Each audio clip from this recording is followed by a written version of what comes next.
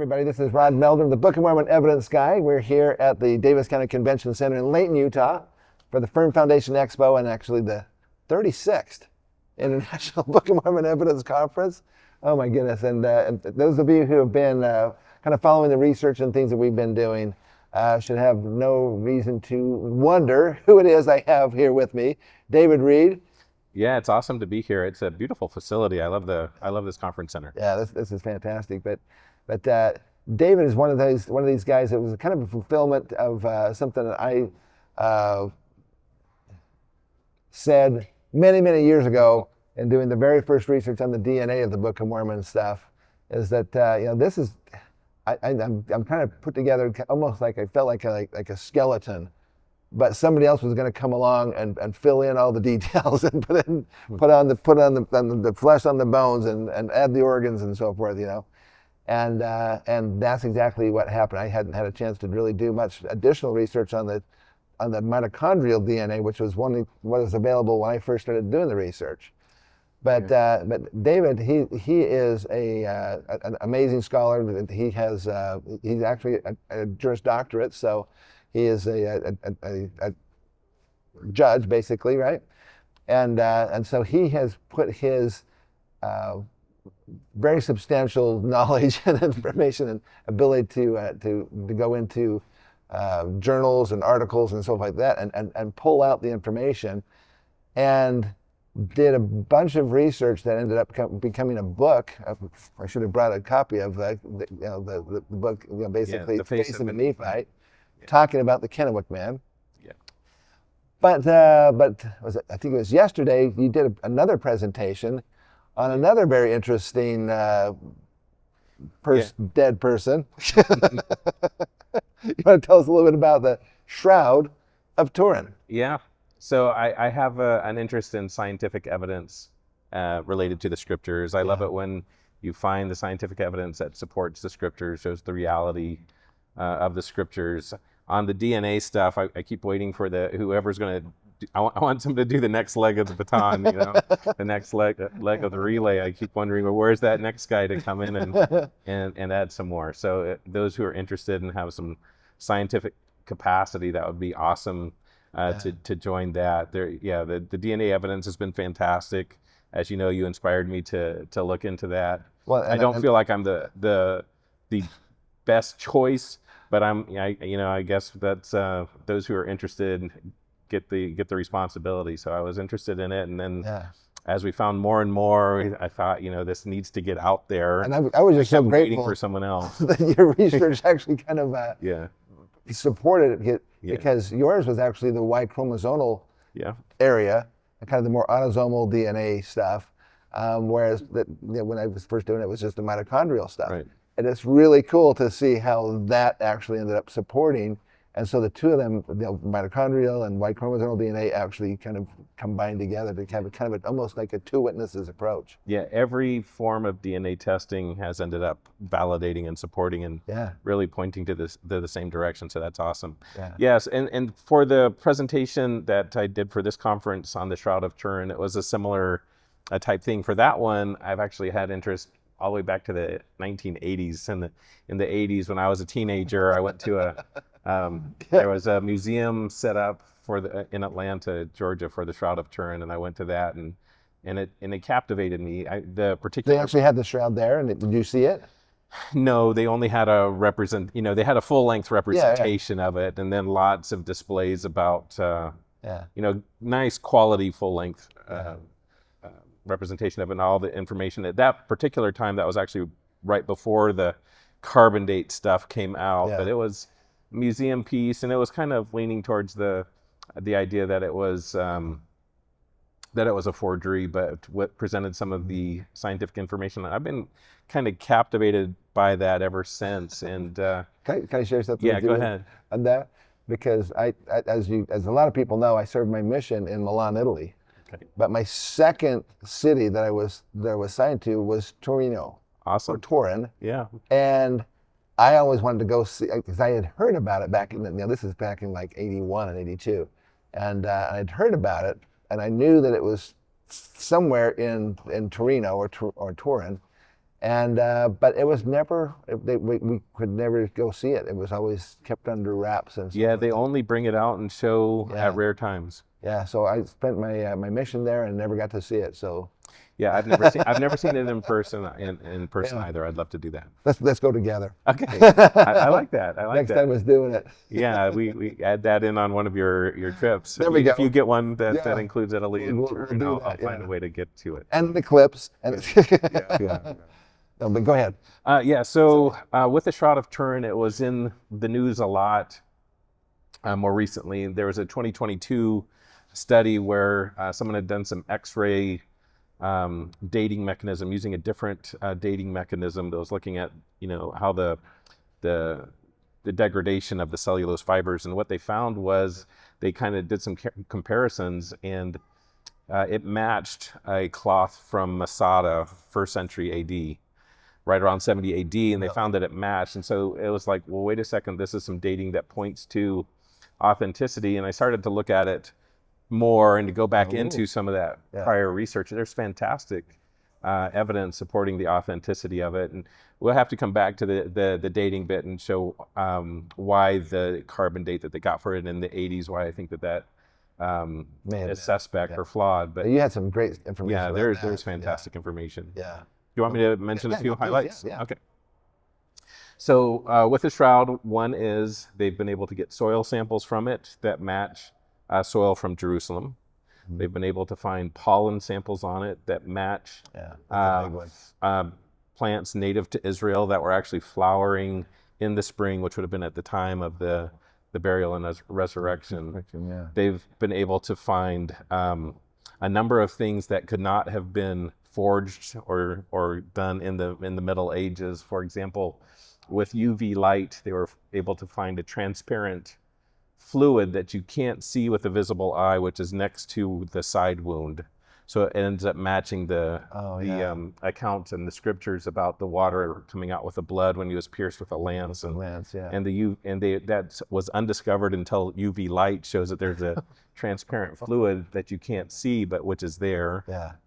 They're able to get blood tests from it, and the blood test showed high.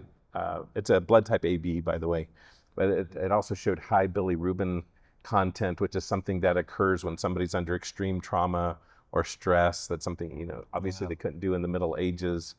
There's, as you know, the shroud is sort of a negative image where the dark and the light colors are reversed, which wasn't discovered until photography. And it was pictured, a photograph was made of it. And when they're looking at the negative, it revealed all these details that weren't seen before. And so obviously the technology to do that wasn't available in the Middle Ages either. When they've looked at the shroud itself and the material, they can't duplicate how it was made. You can make an image that, if you don't look at it under a microscope, would look like it. That's just making an image. But it doesn't have all of the property details. So that was one thing I found was just fascinating in your presentation, is that, because I always thought, well, maybe it's, if you have blood and so forth there's going to be some biological, as it breaks down and so forth, microbes and so forth that would get on the blood and kind of break it down and so forth. But what you were saying is that the image that's in the cloth isn't really biological. No, there's nothing biological there. There's no residue. There's no evidence of pigment or powder or paint or anything that would make the color. There's no evidence of burn marks. There's no scorching of the fiber. And it's an image that's just a discoloration of the cloth. There's just a superficial discoloration of the cloth, less than 1/16 of a hair's width deep, without destruction of any of the fiber. Microns deep. Yeah, so it's something, not even with modern technology can they duplicate that, because every theory of how you would make it would end up leaving some form of residue or something on it. So paints and dyes and that kind of stuff would leave much thicker surface than that tiny little microns surface. Yeah, so there's an Italian energy laboratory, and they have probably the best working theory so far, which was essentially it would require a huge burst of light, but without heat. If you have enough light without heat that all came from the body within the cloth, because it comes out from both within the body above to the cloth above and the cloth part of the cloth below. Yeah. So if it's coming down from above, it would only be on the top portion. That's right. Probably, yeah. So it'd have to come from the body, and their estimates require 34 trillion watts without heat. That blows me away. How do we even come up with 34? Yeah, we can't. It can't be done. Not even with current technology. But that's the best working theory for how it would have worked for discoloring of the cloth in a very durable fashion, but without any way that the cloth's all intact with no residues or anything. Yeah, I mean, you would think with that much energy it would just vaporize it, just like bodies and things were in Hiroshima and Nagasaki and so forth. You had a couple of slides about that. I remember. Yeah. That showed that, but yet the cloth below that surface is still fully intact. That's correct. I think you mentioned yesterday that they said an approximate amount of time that it was exposed to the 34 within trillion. It'll be nanoseconds. It'll just have to be that much light burst within nanoseconds, and that could produce causing some dehydration of the cellulose fibers and cause some discoloration without ruining, if you don't have the heat, without ruining the cloth. So you have this massive burst of in millionths of a second, basically, of light. What is the significance, do you think, of that? The significance is that there's really only a supernatural explanation. Yeah. It's something, it can't be forged. It's either authentic or it's forged. It's something that can't be forged even with modern technology. And so it really leaves only the supernatural explanation of it being part of the resurrection of event. Yeah, I think that's a fascinating aspect to consider. Because at a few millionths of a second, your eyes would not be even able to pick it up that it even happened. But all of a sudden, here's Christ's body laid out. There was a couple of interesting things also I thought about the position of the body that they found and how it looked like it had been rigor mortis had set into the body at the point in time when they wrapped it. So if you have this instant flash that a human eye wouldn't even be able to detect, and all of a sudden the body underneath literally is back. Mm-hmm. He's back. Yeah. The spirit, the energy, whatever it is, the spirit returned back in. I never really thought about how long that takes for a spirit to enter back into a body or something, but maybe that's an interesting aspect. So as you know, like in the Mount of Transfiguration, Christ appears, and it says brighter than the sun, body of light. So he can give off that light. Yeah. But what you were saying about the positioning of the body, one of the things about the image is that the way it was created, they have determined that the darkness and light of the image relates to how far away the body part was from the cloth. And so from that, they're able to create the three-dimensional shape of the body in it. That's right. And the nose was really close because it was yes, the nose, yes, but exactly. the eye sockets would have been a little bit deeper. Right. And whatever. And so in doing that, that's how they found that the knees were bent and the body was forward.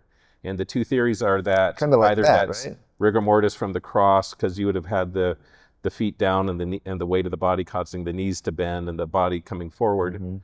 Or the alternative theory could be capturing a first sign of movement, but you have the knees bent and that body starting to coming up a bit. Well, from what I understand from study about the crucifixion itself and how the crucifixion works and so forth, part of the reason why they would put just one, they'd have the hands up above on the cross member, but they usually would just use one nail to hammer and go through both feet with the one nail. And part of the reason for that is because of the fact that if you have nailed both feet, then you can kind of alternate weight and take the pressure off the hands. But when it's just one single nail, then the feet would actually slide back and forth. So it's almost impossible to put weight on your feet to take any pressure off your hands, which again is part of the agony that the whole thing is supposed to induce.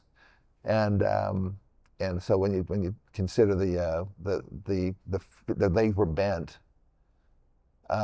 when he commanded his spirit to leave his body, and the body went limp, then they always had it so that it was just a little bit higher, so they could actually push down on that nail and take the pressure off for a second. But when his body went limp, it would actually his body would sink down and the legs would extend forward.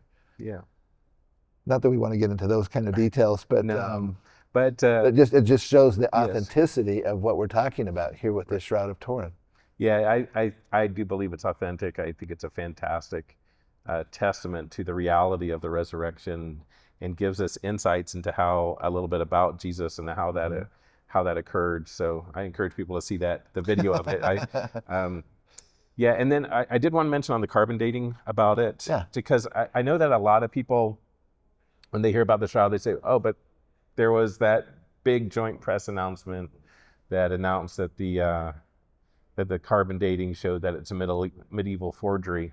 And in the presentation, I go over that. And since that time, now the particular tiny samples that they used for the carbon dating, they're all taken from the one same top left corner of the shroud. They didn't end up using multiple samples to make sure they were representative samples, which is really unfortunate. So they all took them from the same location, and the particular pieces that they took and tested were destroyed in the testing. Right. But you can look at the immediately adjacent thread, and there's an individual in particular named Ray Rogers who has gone back, and with a microscope, he took a look at the thread next to it, and he found evidence of splicing, showing a later weave repair that was very skillfully done, such that it looks, to the naked eye, looked exactly alike.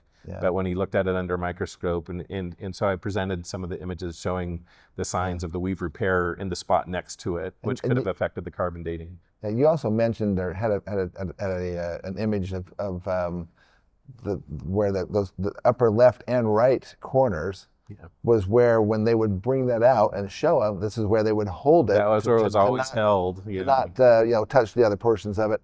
Yeah. It's sad that that's where they took the sample from, right where everybody over the centuries have been touching it and holding it and so forth. Clearly that could be contamination in the thing. You use such tiny amounts of the carbon nowadays with the carbon dating and so forth that it's it could be from somebody's hand, right? As far as that's concerned. So like you said, it would be better if they could take it from different places, but they want to preserve the cloth, right, and not over analyze it. And I think the Vatican actually would be reluctant to have more samples taken from across the cloth so that you could do a better testing. Right. So this is some pretty fascinating stuff. Well, I tell you, one of the things, I can't remember if it was in your presentation or was it another one, but talking about when Moroni went into Joseph's room. Not mine. Oh, okay, that wasn't yours. Okay, but it had to do. It's a little bit to have to do with this light. Yeah, and it's something that I had really not considered much. But what was said is that after Moroni went into the and Joseph Smith described it as brighter than the noonday sun inside the room. But he said when he left, this was the thing that I found was fascinating. When he left, Moroni gathered the light around him, and then off he goes. Yeah. So there's some ability to be able to manage light and move it in places and things that are different than what we know or understand. Right. With our experience here on the earth. Yeah. And I'm just wondering if that has a little bit to do with this shroud. The ability to manage this light, and like I said, like you said, these other people said, a billionth of a second or whatever, for that light to just burst forward, and all of a sudden the life begins again. But it's not just the life again; his spirit would enter again into it. Wow. Well, anyway, but so now listen. So you're going to be speaking here this afternoon here at the Expo. I think it's 7 p.m. tonight. Yes. And I wanted you to tell us a little bit about This is fascinating. So this one What are is, you going to be telling us there? I've entitled it Moroni's Fortifications, Exploring Moroni's Fortifications. And it looks at a number of different sites that I think match the description in the scriptures of Moroni's fortifications. Yeah. As you know from the Book of Alma, when it talks, we have the time frame Yeah. for when it was done. It was in that first century BC. Yep. And we have how it was done, and it was also where it said that it occurred, and so you have the ditches and the mounds, and then enclosing spots, and it kind of indicates how they did that around the land of Zarahemla, between the land of Zarahemla and land of Nephi, and these other locations. Yep. And many of the locations I know you're familiar with from your tours, and most of the people watching will be places like Fort Ancient is a prime example of it. Also, Spruce Hill, which is right next to Chillicothe, is another probably one of my great favorite example places. of a place of resort for that one. One of my favorite places that actually still has, because most of the places that are like the holy places, like the Great Octagon and Great Circle, I'm going to be talking about that in my talk here in a couple of hours. But basically, but there's not that many places that have the ditch and the earth banks in the correct position, because in the Great Circle, the ditch is on the inside of the earth banks, which shows you that it wasn't a defensive fortification. It was more of a sacred geometry, really, is what it was. True. But the Hopewell site, the type site there is the one that has on the back end of it, and on that though, it is true. It is true. It would be ideal to have the ditch on the outside, and there is talk about when the Lamanites attacking, kind of their bodies filling the ditch, so that would indicate the ditch on the outside, at least for those. But I do think that there could be times where it would make sense to put the ditch on the inside, and so like at Fort Ancient, like at Fort Ancient, you have ditches on the outside, but also at parts you have ditches on the inside, and they would use that actually for water. So it would kind of store those, so they'd have a place that kind of stores the water. Maybe your animals can get water from. Also, if you're under siege and you want to build up, it's better to build up from the inside than the outside. Most of the time, when it does have that with the ditches on the inside, you have a really steep embankment on the outside, so it's dropping off a long way. So it'd be almost impossible to get a ditch out there. And so in doing this, I had to kind of make so I had to make sort of like rules of thumb. So what looks like a fortification, what looks like not, and it was very clear to me that the Hopewell, some are ceremonial locations, some are defensive fortifications, and a lot of it is how they're built.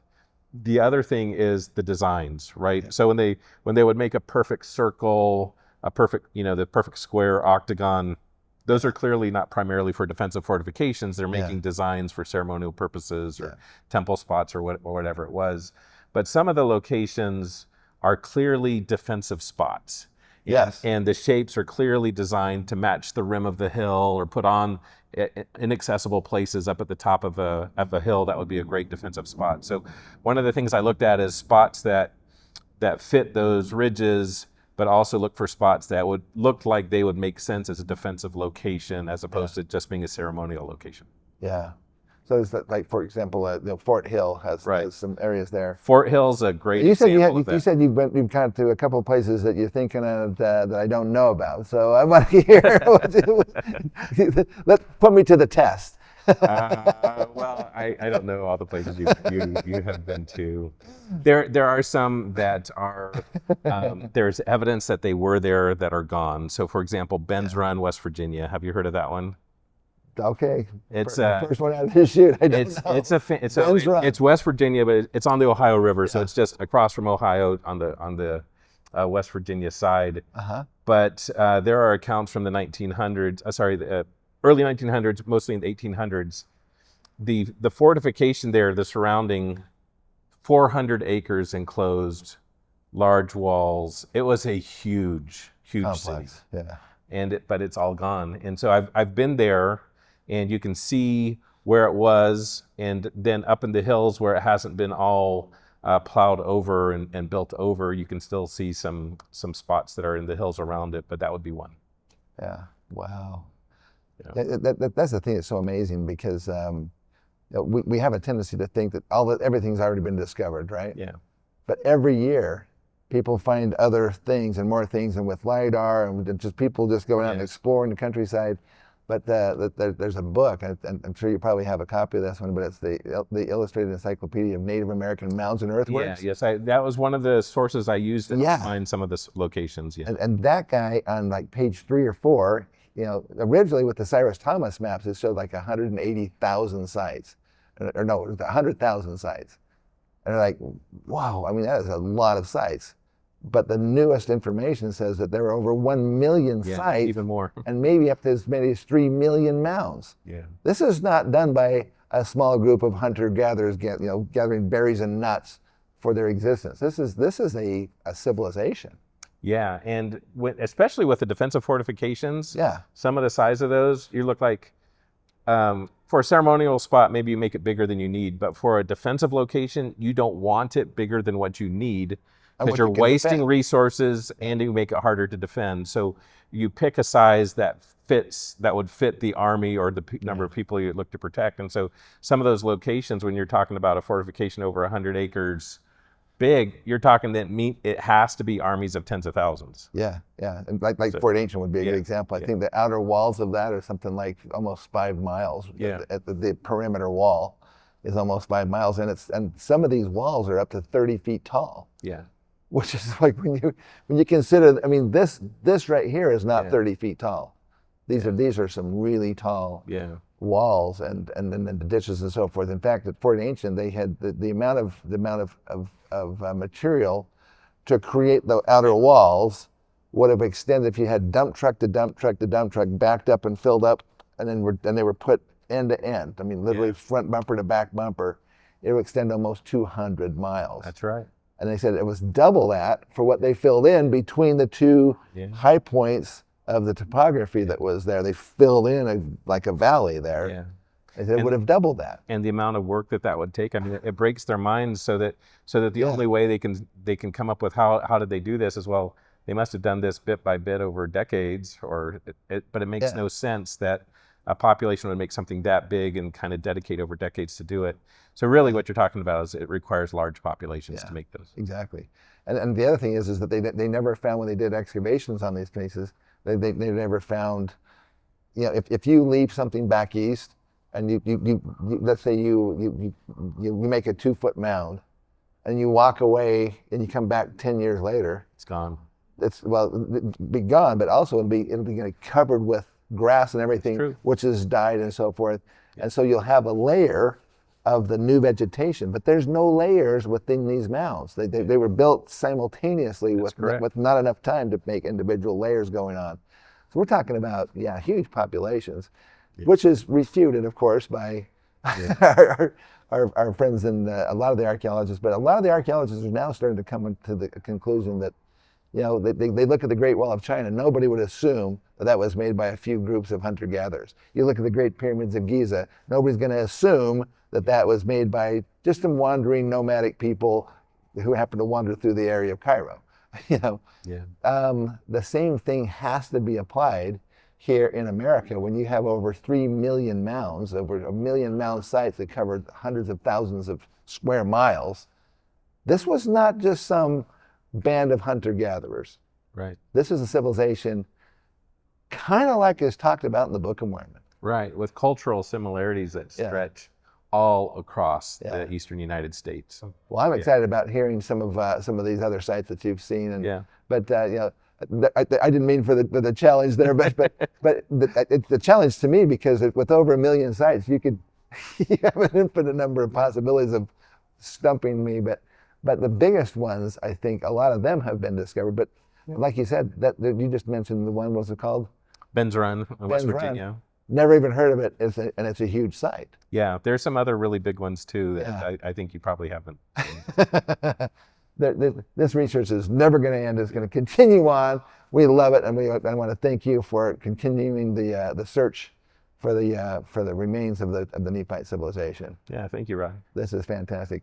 All right. Well, David Reed, we sure appreciate that. We want to also, if you're enjoying learning about this information, you're going to be able to see David's full content, his full presentation, both yesterday and today. On our streaming website, it's Book of Mormon Evidence, and it's the streaming site. So you can go to bookofmormonevidence.org. You can click on evidence on streaming.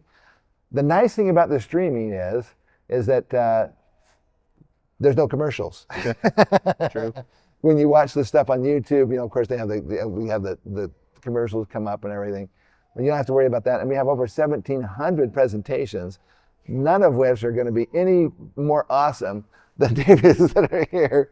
And we have some fantastic information and speakers. So thank you again for coming and sharing your information. We're hoping to get this information out to the world. So if you would like to help us in getting this information out to the world, go ahead and subscribe here. So it helps our algorithms on YouTube, and they'll pump it out to more people. And if more people can see the amazing research that is in support of the Book of Mormon evidence. Thank you. Oh, and yeah, you have a website. Oh, yes. Yeah. I have a YouTube channel called Uncovering Lamanite History, and it looks, there's a lot of things that I do there, but it mostly focuses on scientific evidence related to the Book of Mormon. So I do encourage you to take a look at that. Yeah, and also if you want to get a copy of his book, Face of a Nephite, fabulous information on the DNA of the Book of Mormon, and you can get that from our website bookstore as well. Yes, that's correct. And other places, and just check it out. All right, everybody, thank you. Thanks. And keep the faith.